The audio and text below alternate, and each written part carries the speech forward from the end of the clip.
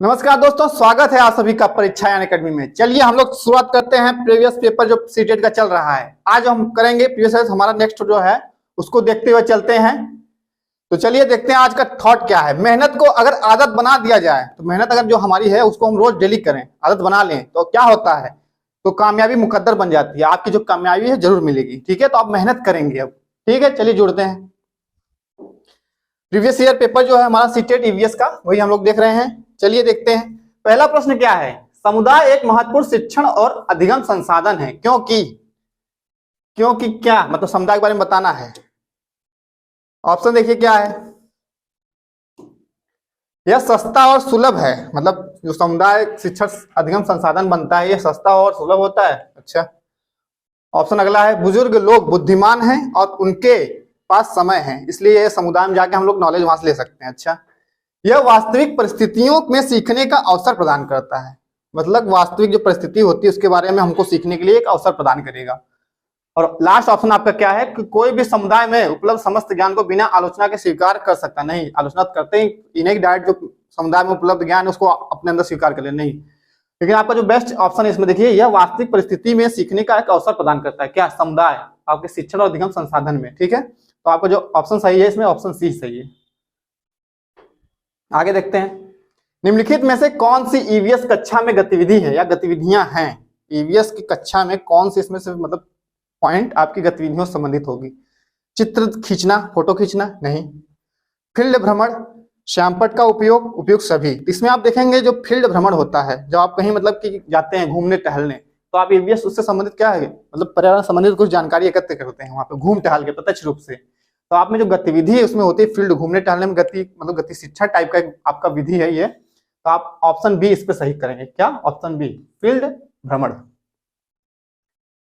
अगला प्रश्न देखें क्या है, ईवीएस शिक्षण अधिगम में कक्षा में प्राप्त अधिगम को विद्यालय के बाहर के जीवन से जोड़ने और इसे समृद्ध करने का तात्पर्य क्या है। मतलब कि अधिगम जो ईवीएस शिक्षण अधिगम में विद्यालय के बाहर के जीवन से जोड़ना है, इसको तो क्या कर सकते हैं। ऑप्शन देखिए क्या है, पाठ्य पुस्तकों से बाहर जाना।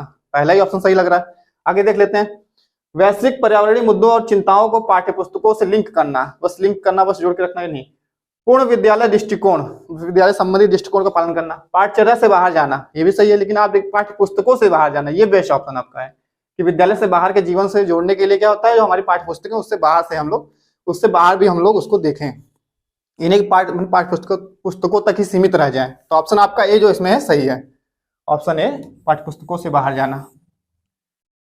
अगला प्रश्न है आपका, ईवीएस कक्षा में समूह को सीखने का क्या उद्देश्य। समूह में सीखने का क्या उद्देश्य होता है। ठीक है, ऑप्शन क्या है, लड़कियों अलग अलग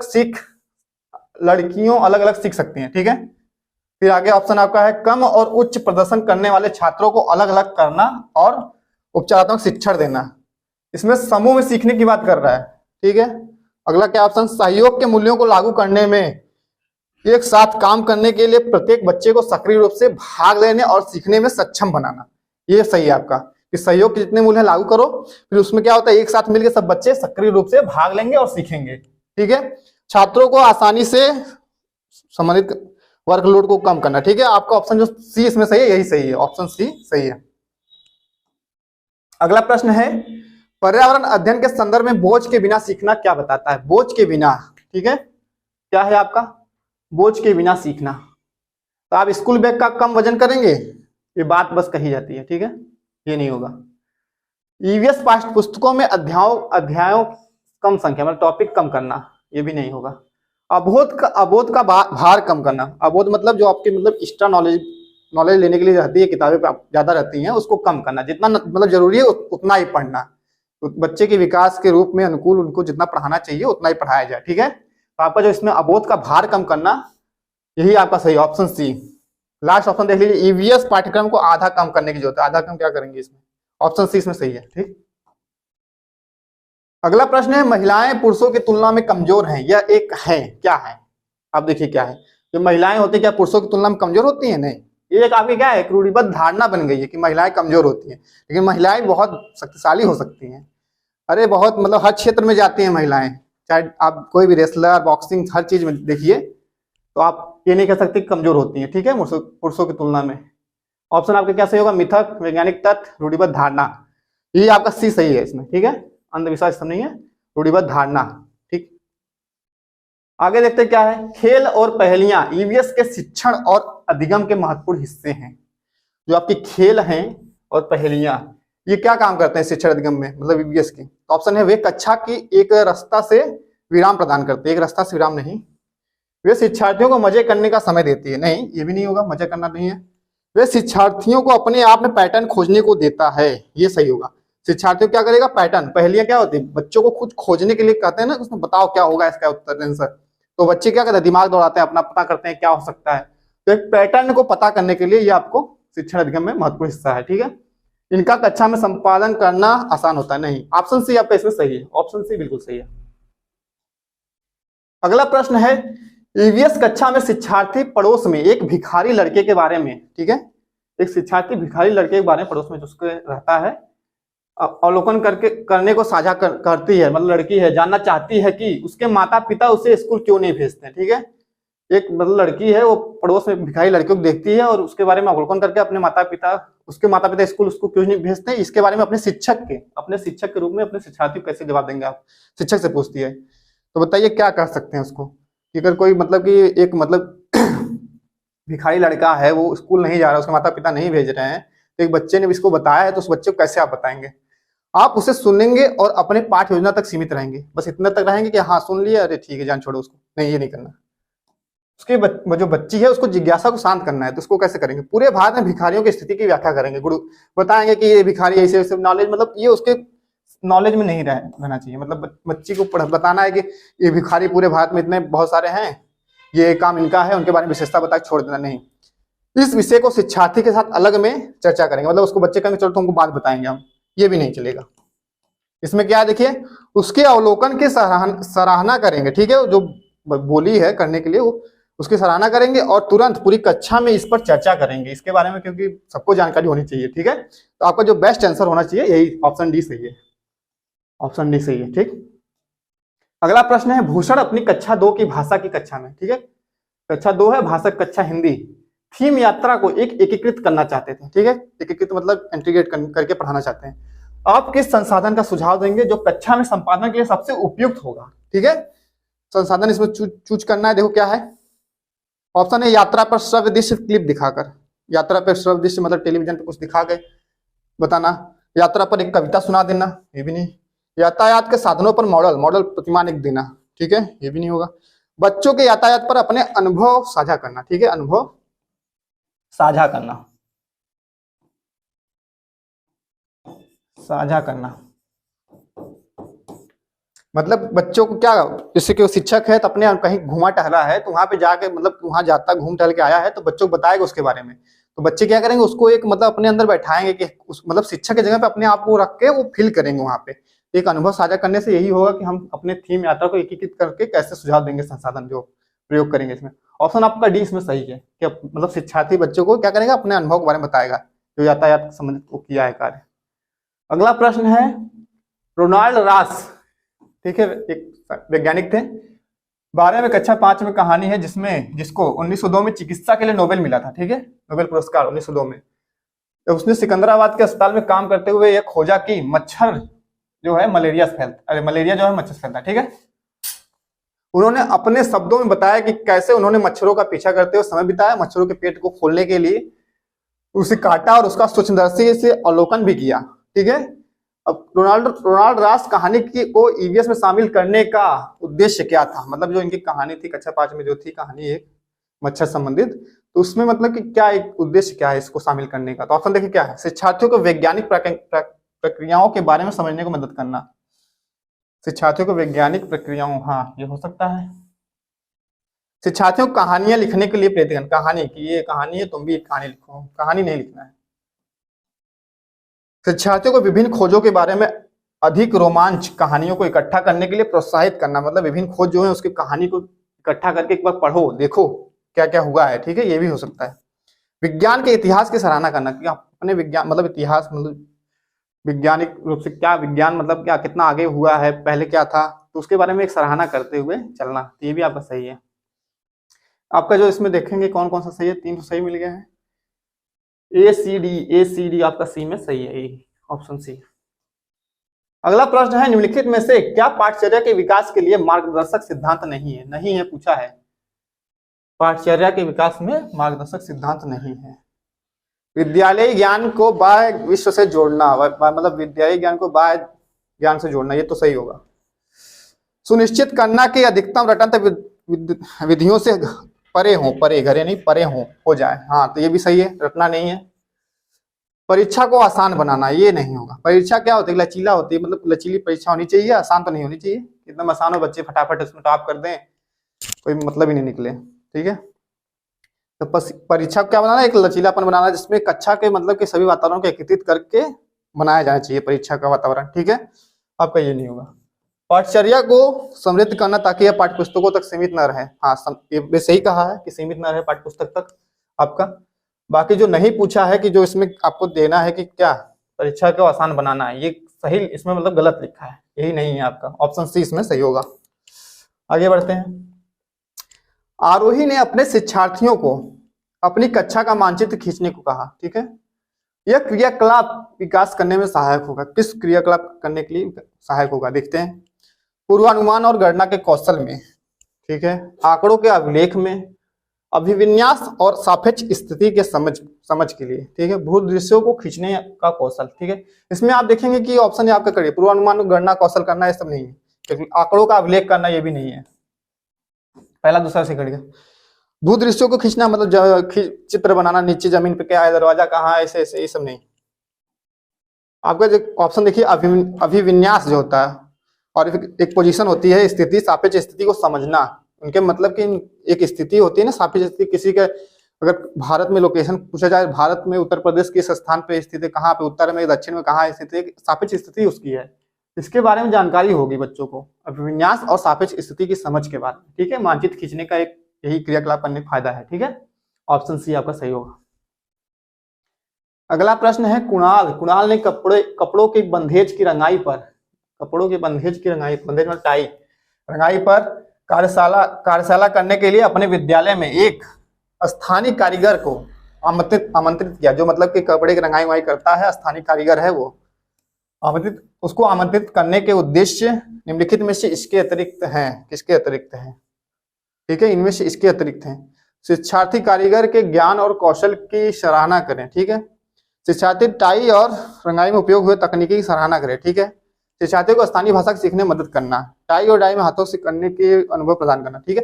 पूछा इसके अतिरिक्त मतलब कि सब होना चाहिए, उसको आमंत्रित करने का उद्देश्य होना चाहिए, बाकी एक नहीं होगा इसमें, ठीक है। तो आप देखेंगे इसमें स्थानीय भाषा, बच्चों को क्या वहाँ की स्थानीय भाषा तो पता ही है, तो उसके बारे में तो नॉलेज लेने की जरूरत नहीं है, लेकिन आप देखेंगे इसमें ये आपका सही होगा इसमें ऑप्शन। बाकी ये देखिए इसमें क्या, शिक्षार्थी कारीगर के ज्ञान और कौशल की सराहना करेंगे, क्योंकि उसके पास जो ज्ञान है, काम करने का कौशल है, उसके बारे में वो कहेंगे, ठीक।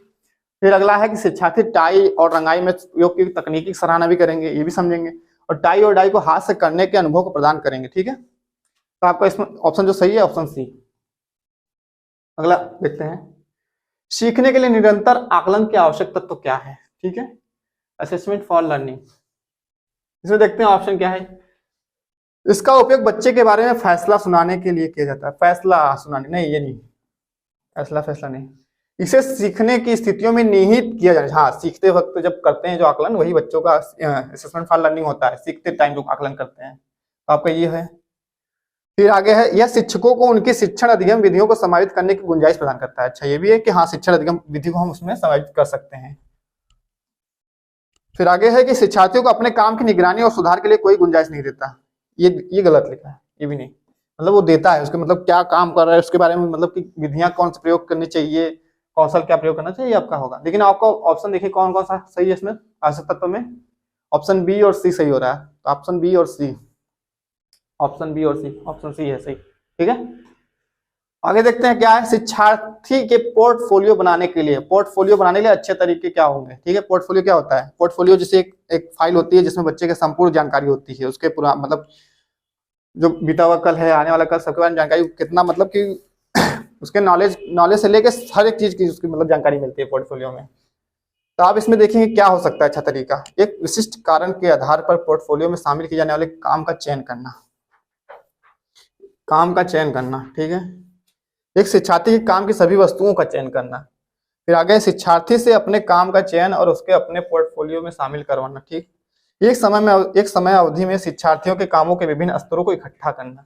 सब काम से रिलेटेड है उसके, तो काम में देखिए क्या काम का चयन करना, उसके काम उसका चयन कर सकते हैं। ठीक है, और फिर उसके काम के चयन में क्या है, उसका पोर्टफोलियो में शामिल करवाना भी सही है, और फिर कामों के विभिन्न स्तरों को इकट्ठा करना भी सही है। लेकिन आप देखेंगे वस्तुओं का, उसके सभी काम में जो उसके मतलब सहयोग में वस्तुएं जो होती हैं, सभी वस्तुओं का चयन करना, ये तो नहीं हो पाएगा। तो उसके मतलब काम की बहुत सारी वस्तुएं हो सकती हैं, तो उसको पोर्टफोलियो में रखने से क्या मतलब, जब इतना सारा वस्तु उसके काम की वस्तुओं को रख देंगे, वो पढ़े उसके बारे में पढ़ा जाए क्या काम उस मतलब वस्तुएं उसको शामिल किया है कि उसके बारे में जानकारी लेंगे, तो इसके लिए आपको ये गलत होगा, ऑप्शन बी। ठीक है, अच्छे तरीके में ये नहीं आएगा आपका। आपका 3 सही है, ए, सी और डी सही है। ए, सी और डी लास्ट में आपका ऑप्शन डी सही होगा। आगे देखते हैं, निम्नलिखित में से कौन सा समूह ईवीएस पाठ्यक्रम सुझाए गए 6 थीम में से 4 को सही ढंग से प्रस्तुत करता है। थीम कितनी है, 6 है। इसको एकदम क्रम में कौन कौन से हैं देख लेते हैं। पौधे, जानवर, परिवार और भोजन, ये सब नहीं। पौधे क्या उपथीम है, जानवर भी उपथीम है, ये कट गया वैसे। ए, परिवार और दोस्त, भोजन, पानी, यात्रा, दूसरा आपका सही है। पहला देखो क्या है, परिवार और दोस्त मित्र, ये सब पहला आपका थीम है। फिर भोजन दूसरा है, पानी तीसरा है, यात्रा चौथा। ठीक है, ये आपका सही है, बी। इसमें देखिए क्या है, चीजों जो हम बनाते हैं तो थीम है, भोजन, आवास, पौधे आ गए, उपथीम हो गया। वर्क एंड प्ले, काम और खेलिए, आपका क्या उपथीम है। आपका ऑप्शन बी सही है, इसमें बी सही है। ठीक है, निम्नलिखित में से ब्रॉन्ज के बारे में सही कथन चुनिए। ब्रॉन्ज, ठीक है, ब्रॉन्ज क्या होता है, कथन देखिए क्या है। यह टीन और जस्ता का मिश्र धातु है। ठीक है, यह एक यौगिक है। यह कॉपर और टीन की मिश्र धातु है। ठीक है, और यह कॉपर और जस्ता का संभागी मिश्रण है। तो ब्रॉन्ज क्या, ब्रास होता है, इसे ब्रास भी कहते हैं, पीतल, पीतल। ठीक है, इसमें क्या होता है, कौन सा होता है, इसमें टीन और जस्ता होगा। क्या होगा, टीन और जस्ता, टीन और जस्ता का मिश्र धातु होता है। ठीक है, ये टीन और जस्ता का मिश्र धातु, ऑप्शन ए आपका सही होगा। यौगिक नहीं है, न कॉपर टीन है इसमें, न कॉपर और जस्ता है। ठीक है, आपका टीन और जस्ता है। ट्रिक होती है पिताजी, पिताजी,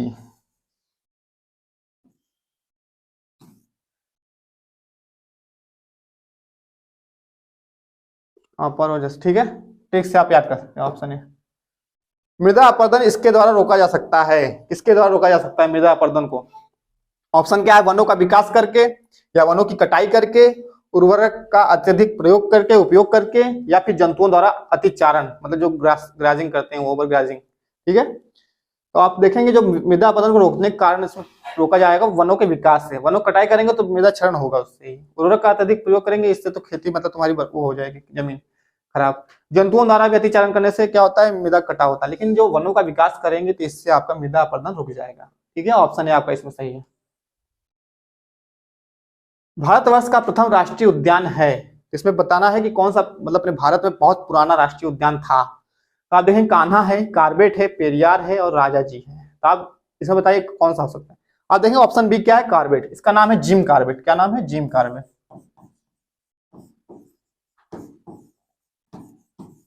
जिम कार्बेट।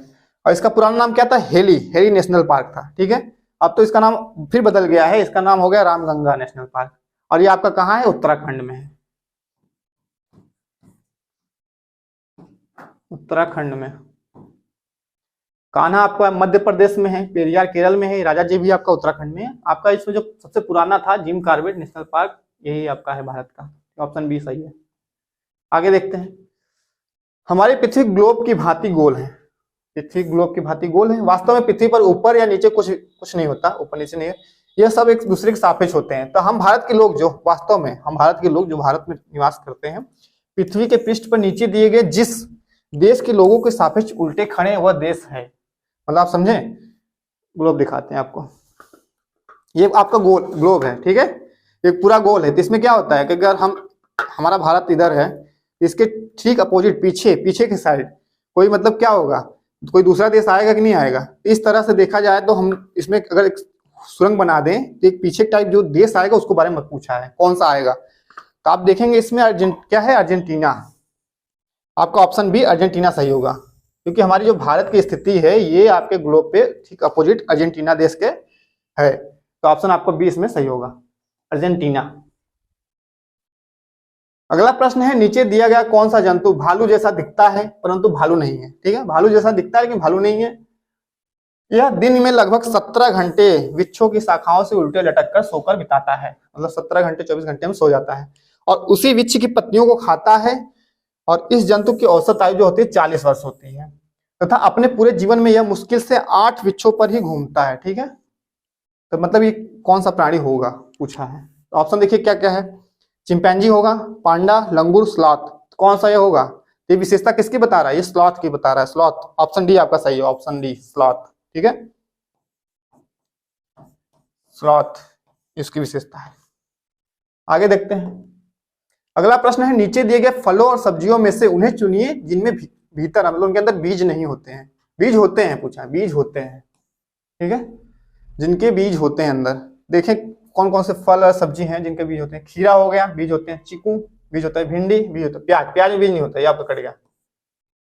ठीक है, बीज होते हैं बताना है, तो प्याज में बीज नहीं होता है, कट गया। करेला, खीरा, चीकू, भिंडी, आलू। तो आलू आ गया इसमें, ये भी कट जाएगा। आलू में बीज होते हैं नहीं। करेला, खीरा, चीकू, भिंडी, नाशपाती, टमाटर, ये आपका होगा। इसमें देखो सब में, टमाटर में बीज होता है, नाशपाती में बीज होता है, भिंडी में भी होता है, चीकू में भी होता है, करेला में भी होता है, खीरा में भी होता है, इन सब में बीज होता है। ये आपका सही बन रहा है। करेला, चीकू, भिंडी, आलू इसमें आ गया, ये भी कट गया। ऑप्शन सी आपका इसमें सही है, किसमें बीज होते हैं? इन सब में बीज है। आगे देखते हैं, हमारे देश में एक स्थान है जिसे ठंडा रेगिस्तान कहते हैं। ठंडा रेगिस्तान कहते हैं। यह क्षेत्र ऊंचा है, सूखा और समतल भी है। ठीक है, यह क्षेत्र स्थित है, पूछा है कहाँ स्थित है, ठंडा रेगिस्तान कहाँ स्थित है। ठीक है, कोल्ड डेजर्ट जिसे कहते हैं। शिलांग मेघालय में स्थित है, या दार्जिलिंग पश्चिम बंगाल में स्थित है, शिमला हिमाचल प्रदेश में स्थित है, या लेह लद्दाख में स्थित है। तो कहाँ का है? लेह लद्दाख। लेह लद्दाख में आपका कोल्ड डेजर्ट पाया जाता है। ऑप्शन डी आपका इसमें सही होगा, ऑप्शन डी सही है, लेह लद्दाख आपका सही होगा। अगला प्रश्न है, ब्रेल लिपि में, ब्रेल लिपि में जो कागज होते हैं उस पे उभरे हुए बिंदु बने होते हैं। यह लिपि आधारित होती है किस पे? मतलब जो बिंदु होते हैं कितनी संख्याएं होती हैं। ठीक है, 5 बिंदुओं पर, 6 बिंदुओं पर, 7 बिंदुओं पर या 8 बिंदुओं पर। तो आप बता सकते हैं इसमें कितने बिंदु होंगे। तो देखेंगे अब इसमें ब्रेल लिपि क्या है। एक ब्रेल जो थे लुईस ब्रेल, उन्होंने इसका आविष्कार किया था। मतलब कि जो दृष्टिबाधित लोग हैं अगर शिक्षा ग्रहण करना चाहते हैं, इस मतलब पाठ्य पुस्तक जो बनती थी वो ब्रेल लिपि में छपती थी। तो जिसपे 6 डॉट रहते थे, कितने? 6 डॉट, 6 बिंदु पर आधारित होती थी। तो आपका ऑप्शन जो इसमें सही होगा ऑप्शन बी सही है इसमें। ठीक है, आगे देखते हैं, हमारे देश के नीचे दिए गए राज्यों में से किसमें एल्युमिनियम की खान है? एल्युमिनियम की खान पूछा है। भारत देश में कहाँ पे एल्युमिनियम की खान पाई जाती है? ऑप्शन देखिए क्या है, उड़ीसा है, असम है, बिहार है, पश्चिम बंगाल है। ठीक है, तो आप देखेंगे इसमें जो आपका पहला ऑप्शन उड़ीसा, यही है आपका सबसे ज्यादा यहाँ एल्युमिनियम की खान है, उड़ीसा। एल्युमिनियम का जो अयस्क होता है बॉक्साइट, बॉक्साइट सबसे ज्यादा उत्पादक राज्य जो है उड़ीसा ही है। ठीक है, उड़ीसा राज्य आपका सबसे ज्यादा मतलब यहाँ पे बॉक्साइट उत्पादन होता है और एल्युमिनियम की खान यहीं पे पाई जाती है ज्यादातर। ऑप्शन ए सही है। अगला प्रश्न है, निम्नलिखित में कौन भारत का संघ शासित प्रदेश है? संघ शासित मतलब केंद्र शासित प्रदेश है। ठीक है, तो पहले बात करते हैं भारत में कुल कितने राज्य और केंद्र शासित प्रदेश हैं। तो टोटल 28 राज्य हैं, 28 राज्य और 8 केंद्र शासित प्रदेश।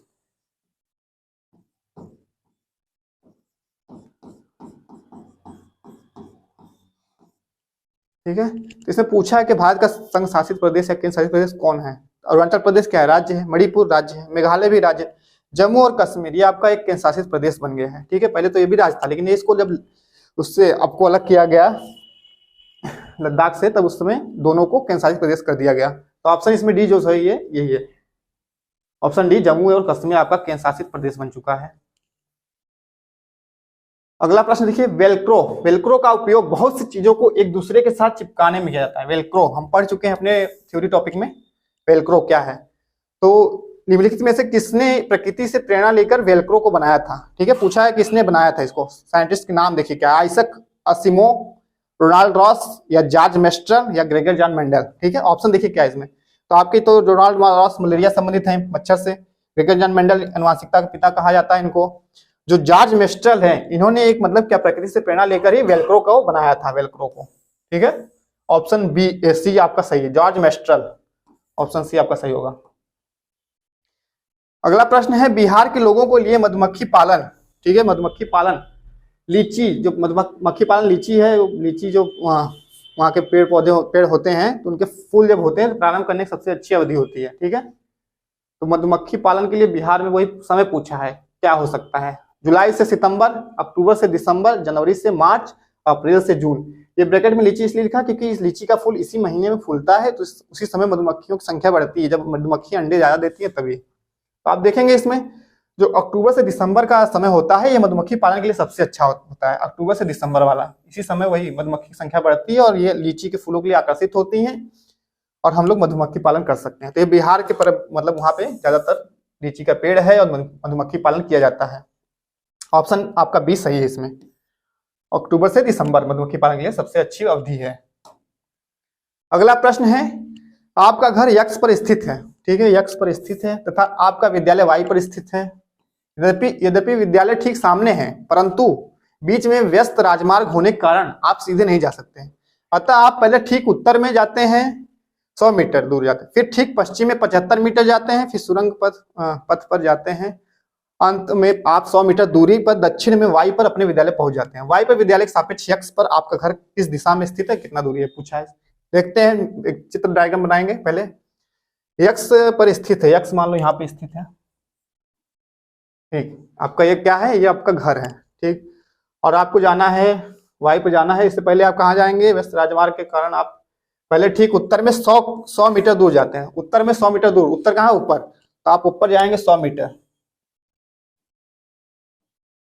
100 मीटर उत्तर जाते हैं, फिर ठीक पश्चिम इधर, पूरा उधर, पश्चिम इधर, 75 मीटर लंबा सुरंग पथ, आप 75 मीटर इधर चलते हैं पश्चिम, ये आपका उत्तर वेस्ट, ठीक, पश्चिम जा रहे हैं। फिर आप कहाँ जा रहे हैं, अंत में आप 100 मीटर दूरी पर दक्षिण, फिर दक्षिण में नीचे आ रहे हैं, दक्षिण क्या है नीचे, फिर 100 मीटर नीचे आ जा रहे हैं साउथ में, ठीक, साउथ। वाई पर अपने विद्यालय पहुंचते हैं, फिर वाई पर जाते हैं आप दक्षिण से, फिर क्या होता है वाई, ये वाई आपका यहाँ है, वाई विद्यालय, यहाँ घर है, ये विद्यालय है आपका, वाई पहुंच जाते हैं। पूछा है कि वाई पर विद्यालय के सापेक्ष, वाई पर विद्यालय के सापेक्ष यक्ष पर आपका घर कहाँ स्थित है, यक्ष मतलब उधर जाना है, तो ठीक पूरब में, पूरब दिशा उधर है, पूरब इधर होती है, आप पूरब में देखेंगे आपका घर है तो ठीक पूरब में है। कितना है ये आपका दूरी, जो यहाँ पे थी वो सेम यहाँ पे भी दूरी होगी, तो आप यहाँ पे कितना है 75 मीटर ठीक पूरब में। ऑप्शन सी आपका इसमें सही है, ऑप्शन सी 75 मीटर ठीक पूर्व में आपकी स्थिति घर की है। आगे बढ़ते हैं, लास्ट प्रश्न देख लेते हैं। कुडुक कहाँ के लोगों की बोलचाल की भाषा है? कुडुक आप देखेंगे कि भाषा है जो एक जनजाति है, उराव जनजाति, कहाँ की है, झारखंड की जनजाति एक उराव है, वहाँ की एक बोलचाल भाषा मतलब जनजाति है, कुडुक भाषा बोलती है, ठीक है। ऑप्शन आपका डी इसमें सही होगा, ऑप्शन डी सही है आपका। तो आज हमने प्रीवियस ईयर पेपर जो देखा है इंपॉर्टेंट था, आप लोग ऐसे ही प्रीवियस ईयर पेपर देख के ही सीटेट में जाएंगे, ठीक है। तो आपके लिए बहुत फायदेमंद होगी ये चीजें। आप लोग हमारे चैनल को सपोर्ट करें और लाइक करते रहें, ठीक है। आप सभी का बहुत बहुत धन्यवाद।